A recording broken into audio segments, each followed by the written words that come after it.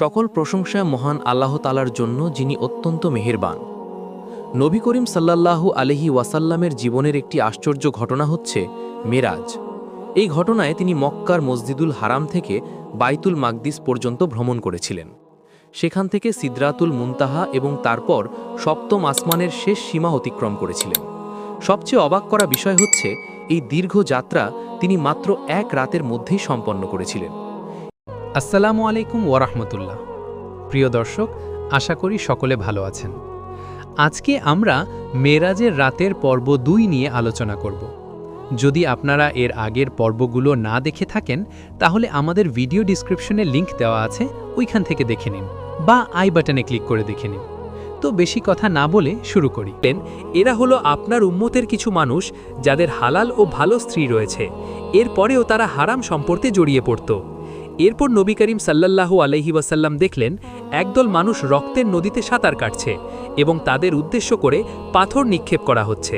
নবী করিম সাল্লাল্লাহু আলাইহি ওয়াসাল্লাম বললেন, হে জিব্রাইল, এটা কি? জিব্রাইল আলাইহিস সালাম উত্তর দিলেন, এটা হচ্ছে সুদখোর। এরপর নবী করিম সাল্লাল্লাহু আলাইহি ওয়াসাল্লাম আরেক দল মানুষকে দেখলেন, যারা ধারালো নখ দিয়ে নিজেদের মুখ ও শরীর ক্ষতবিক্ষত করছিল। নবী করিম সাল্লাল্লাহু আলাইহি ওয়াসাল্লাম বললেন, হে জিব্রাইল, এরা কারা? জিব্রাইল আলাইহিস সালাম উত্তর দিলেন, এই মানুষগুলি পরনিন্দা ও গীবত করত এবং কথার মাধ্যমে অন্যের সম্মান নষ্ট করত। নবী করিম সাল্লাল্লাহু আলাইহি ওয়াসাল্লাম এবার বিশাল দেহের একজন মানুষকে দেখলেন। তার চামড়া লালচে সাদা, তার একটি চোখ জ্বলজ্বল করছিল এবং তার চুল কোঁকড়ানো ছিল। নবী করিম সাল্লাল্লাহু আলাইহি ওয়াসাল্লাম জিজ্ঞাসা করলেন, হে জিব্রাইল, এটা কে? জিব্রাইল আলাইহিস সালাম উত্তর দিলেন, এটা হচ্ছে দাজ্জাল। এই দাজ্জাল কেয়ামতের পূর্বে আপনার উম্মতকে পথভ্রষ্ট করবে। দাজ্জালকে দেখার পর নবী করিম সাল্লাল্লাহু আলাইহি ওয়াসাল্লাম ডান পাশ থেকে একটা চিৎকার শুনলেন। কেউ একজন আহ্বান করছে, হে মোহাম্মদ, থেমে যাও, আমি তোমার সঙ্গে কথা বলতে চাই। নবী করিম সাল্লাল্লাহু আলাইহি ওয়াসাল্লাম এই আহ্বানে সাড়া না দিয়ে বললেন, হে জিব্রাইল, এটা কি?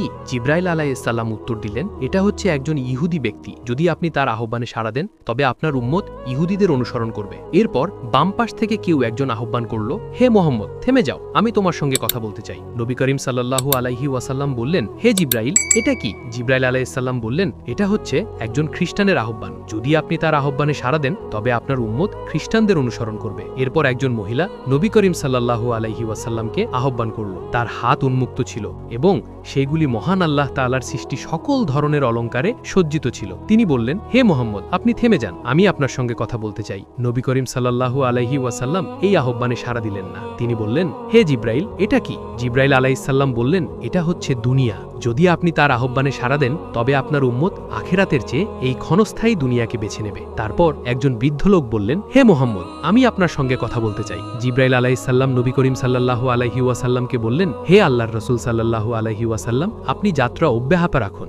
নবী করিম সাল্লাল্লাহু আলাইহি ওয়াসাল্লাম বললেন, হে জিব্রাইল, এটা কে? জিব্রাইল আলাইহিস সালাম বললেন, এটা হচ্ছে ইবলিস এবং সে হচ্ছে মানব জাতির প্রকাশ্য শত্রু। সে আশা করেছিল আপনি তার আহ্বানে সাড়া দেবেন। এরপর একজন বৃদ্ধা মহিলা নবী করিম সাল্লাল্লাহু আলাইহি ওয়াসাল্লামকে আহ্বান করে বললেন, হে মুহাম্মদ, থেমে যাও। নবী করিম সাল্লাল্লাহু আলাইহি ওয়াসাল্লাম এই আহ্বানে সাড়া দিলেন না। তিনি বললেন, হে জিব্রাইল, এটা কে? জিব্রাইল আলাইহিস সালাম বললেন, এই বৃদ্ধা হচ্ছেন এই দুনিয়ার বাকি আয়ু। দুনিয়ার আয়ু এই বৃদ্ধা মহিলার আয়ুর চেয়ে বেশি নয়। এরপর নবী করিম সাল্লাল্লাহু আলাইহি ওয়াসাল্লাম বাইতুল মাকদিসে পৌঁছে গেলেন। জিব্রাইল আলাইহিস সালাম বললেন, হে মুহাম্মদ, বোরাক থেকে নামুন এবং মসজিদুল আকসায় প্রবেশ করুন। নবী করিম সাল্লাল্লাহু আলাইহি ওয়াসাল্লাম মসজিদুল আকসায় প্রবেশ করে দেখলেন সেখানে অনেক মানুষ জমায়েত হয়েছে, যেন তারা নবী করিম সাল্লাল্লাহু আলাইহি ওয়াসাল্লামের জন্যই অপেক্ষা করছিল।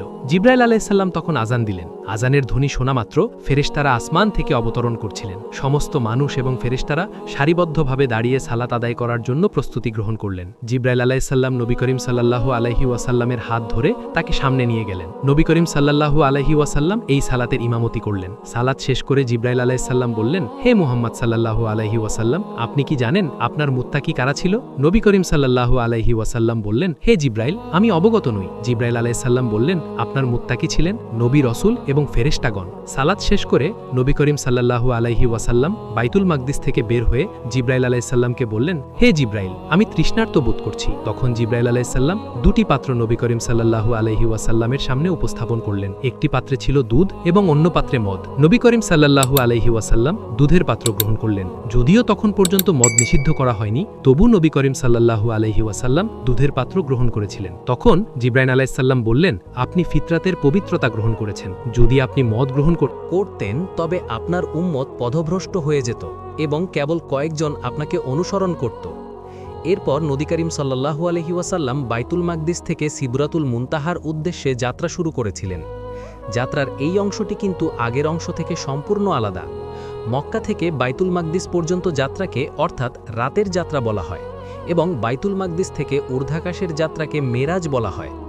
নবী করিম সাল্লাল্লাহু আলাইহি ওয়াসাল্লাম জিব্রাইল আলাইহিসসালামকে সঙ্গে নিয়ে প্রথম আসমানে পৌঁছে গেলেন। এই আসমানের দরজায় ইসমাইল নামক একজন ফেরেশতা ছিলেন, যিনি বাতাসে বসবাস করতেন। ইসমাইল ফেরেশতা কখনো পৃথিবীতে আসেন নাই। শুধুমাত্র নবী করিম সাল্লাল্লাহু আলাইহি ওয়াসাল্লামের ওফাতের দিন তিনি এই পৃথিবীতে অবতরণ করেছিলেন। ইসমাইল ফেরেশতার অধীনে ৭০,০০০ ফেরেশতা রয়েছে এবং এই ৭০,০০০ ফেরেশতার প্রত্যেক ফেরেশতার অধীনে আরও ৭০,০০০ ফেরেশতা রয়েছে। নবী করিম সাল্লাল্লাহু আলাইহি ওয়াসাল্লাম এবং জিব্রাইল আলাইহিসসালাম প্রথম আসমানে পৌঁছার পর সেখানকার ফেরেশতারা নবী করিম সাল্লাল্লাহু আলাইহি ওয়াসাল্লামকে উষ্ণ অভ্যর্থনা জানিয়েছিল। তবে সেখানে একজন ফেরেশতা ছিলেন যিনি নবী করিম সাল্লাল্লাহু আলাইহি ওয়াসাল্লামকে দেখে হাসেন নাই। নবী করিম সাল্লাল্লাহু আলাইহি ওয়াসাল্লাম জিব্রাইল আলাইহিসসালামকে বললেন, হে জিব্রাইল, এই ফেরেশতা কে? তিনি হাসেন না কেন? জিব্রাইল আলাইহিসসালাম বললেন, তিনি সৃষ্টির পর থেকে কখনো হাসেন নাই। যদি তিনি হাসতেন তবে তিনি আপনার সাক্ষাৎ পাওয়ার আনন্দেই হাসতেন। তিনি হলেন মালেক আলাইহিসসালাম। তিনি হচ্ছেন জাহান্নামের সর্দার। নবী করিম সাল্লাল্লাহু আলাইহি ওয়াসাল্লাম বললেন, হে জিব্রাইল, আমি জাহান্নাম দেখতে চাই। জিব্রাইল আলাইহিসসালাম তখন মালেক আলাইহিসসালামকে বললেন, মহান আল্লাহ তাআলার রাসূল সাল্লাল্লাহু আলাইহি ওয়াসাল্লাম জাহান্নাম ভ্রমণ করতে চান। কিন্তু মালেক আলাইহিসসালাম বললেন, এটা সম্ভব নয়, কারণ সাল্লাল্লাহু আলাইহি ওয়াসাল্লাম জাহান্নামে প্রবেশ করা মাত্রই ওনার বরকতে জাহান্নামের আগুন শীতল হয়ে যাবে। সুবহানাল্লাহ। তবে মহান আল্লাহ তাআলার পক্ষ থেকে মালেক আলাইহিসসালামকে বলা হলো, হে মালেক, আমি আমার হাবিবকে জাহান্নাম দেখার অনুমতি দিয়েছি। তখন মালেক আলাইহিসসালাম জাহান্নামের দরজা খুলে দিলেন। দরজা খোলা মাত্র নবী করিম সাল্লাল্লাহু আলাইহি ওয়াসাল্লাম বিশাল আগুন দেখতে পেলেন। এই আগুন এতটাই তীব্র ছিল যে যদি কোনো পাথর বা লোহা সেখানে নিক্ষেপ করা হতো তবে তা সঙ্গে সঙ্গেই ধ্বংস হয়ে যেত।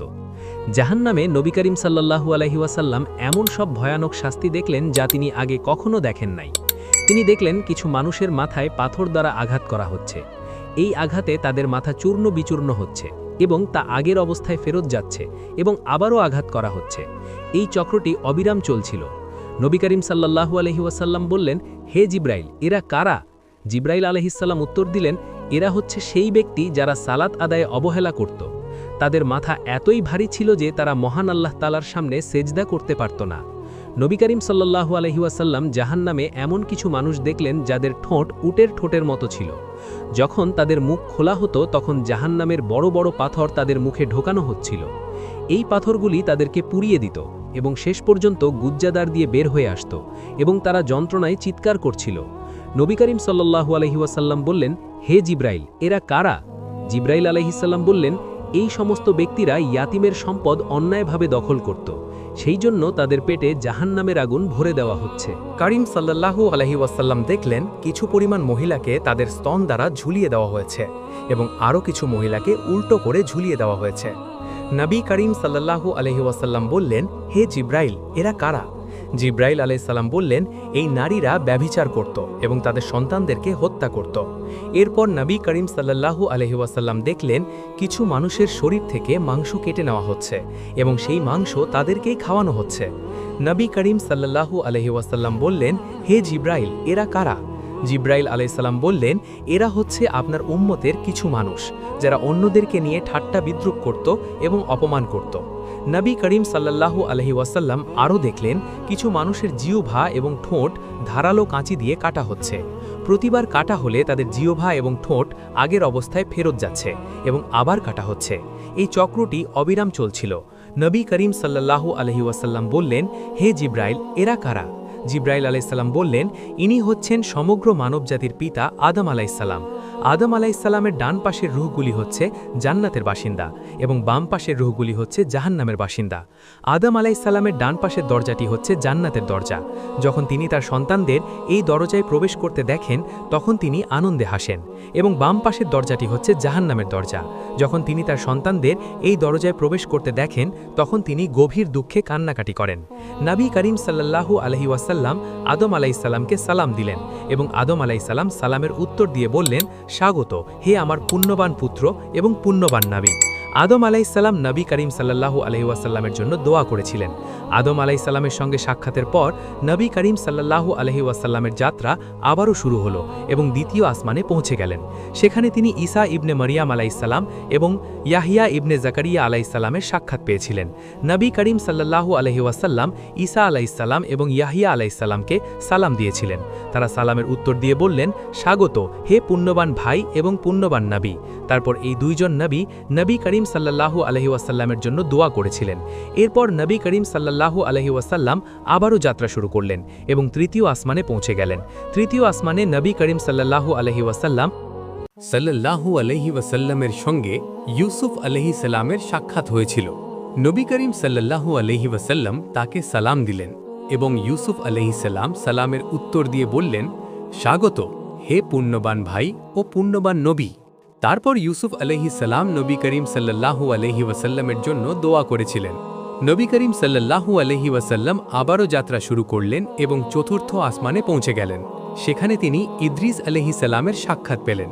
নবী করিম সাল্লাল্লাহু আলাইহি ওয়াসাল্লাম তাকে সালাম দিলেন এবং ইদ্রিস আলাইহিস সালাম সালামের উত্তর দিয়ে বললেন, স্বাগত হে পুণ্যবান ভাই এবং পুণ্যবান নবী। ইদ্রিস আলাইহিস সালামও মোহাম্মদ সাল্লাল্লাহু আলাইহি ওয়াসাল্লামের জন্য দোয়া করেছিলেন। এরপর নবী করিম সাল্লাল্লাহু আলাইহি ওয়াসাল্লাম পঞ্চম আসমানে পৌঁছে গেলেন। সেখানে নবী করিম সাল্লাল্লাহু আলাইহি ওয়াসাল্লামের সঙ্গে হারুন আলাইহিস সালামের সাক্ষাৎ হয়েছিল। হারুন আলাইহিস সালামের দাড়ি অনেক লম্বা ছিল, যা তার নাভি পর্যন্ত পৌঁছে গিয়েছিল।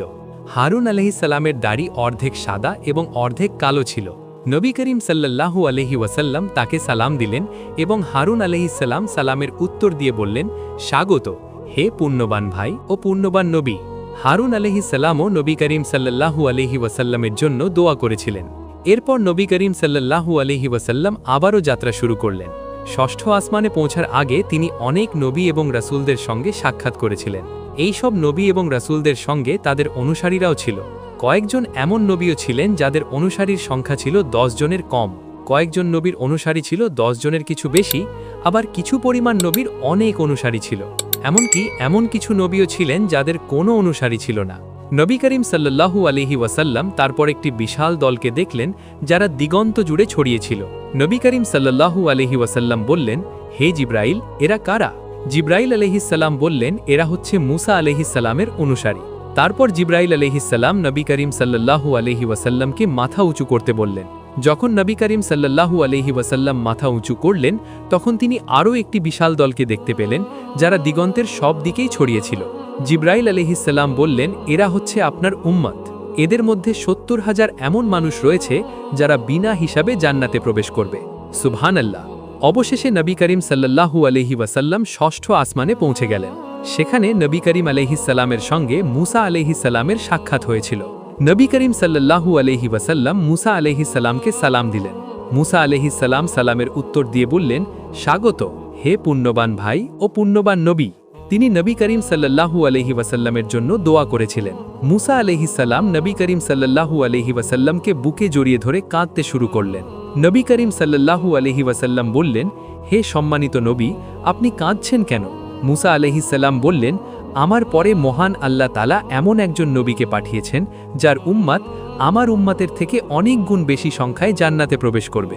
বনি ইসরায়েলিরা এটা মনে করত আমি আদম আলাইহিস সালামের বংশধরদের মধ্যে মহান আল্লাহ তাআলার কাছে সবচেয়ে সম্মানিত, কিন্তু আপনি মহান আল্লাহ তাআলার কাছে সবচেয়ে সম্মানিত মানুষ। আপনি শুধু আমার সম্মানকেই ছাড়িয়ে যান নাই, বরং আপনার উম্মতরাও আমার সম্মানকে অতিক্রম করেছে। সুবহানাল্লাহ। মুসা আলাইহিস সালামের সঙ্গে সাক্ষাতের পর নবী করিম সাল্লাল্লাহু আলাইহি ওয়াসাল্লাম আবারও যাত্রা শুরু করলেন এবং সপ্তম আসমানে পৌঁছে গেলেন। সেখানে তিনি ইব্রাহিম আলাইহিস সালামের সাক্ষাৎ পেলেন। ইব্রাহিম আলাইহিস সালাম বাইতুল মামুরে হেলান দিয়ে বসেছিলেন। নবী করিম সাল্লাল্লাহু আলাইহি ওয়াসাল্লাম তাকে সালাম দিলেন এবং ইব্রাহিম আলাইসাল্লাম সালামের উত্তর দিয়ে বললেন, স্বাগত, হে আমার পূর্ণবান পুত্র এবং পূর্ণবান নবী। তারপর ইব্রাহিম আলাইসাল্লাম বললেন, আপনি মহান আল্লাহ তাআলার সঙ্গে সাক্ষাৎ লাভ করবেন।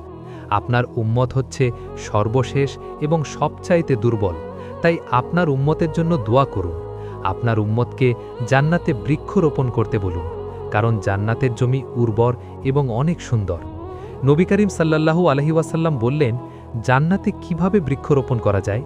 ইব্রাহিম আলাইসাল্লাম বললেন, জিকিরের মাধ্যমে জান্নাতে বৃক্ষরোপণ করা যায়। এরপর নবী করিম সাল্লাল্লাহু আলাইহি ওয়াসাল্লাম কিছুটা সামনে অগ্রসর হলেন। সেখানে তিনি মানুষের দুইটা দল দেখতে পেলেন। প্রথম দলের মুখমণ্ডল ছিল খুবই সাদা, পবিত্র এবং উজ্জ্বল, কিন্তু দ্বিতীয় দলের মুখমণ্ডল কিছুটা সাদা কম ছিল, যেন তাদের মুখে দাগ রয়েছে। দ্বিতীয় দলটি একটি নদীতে প্রবেশ করল এবং 3 বার গোসল করল। প্রতিবার গোসল শেষে তাদের মুখমণ্ডল আরও সাদা এবং পরিষ্কার হয়ে যেত। তৃতীয়বার গোসলের পর দ্বিতীয় দলের মুখমণ্ডল প্রথম দলের মতোই সাদা ও পবিত্র হয়ে গেল।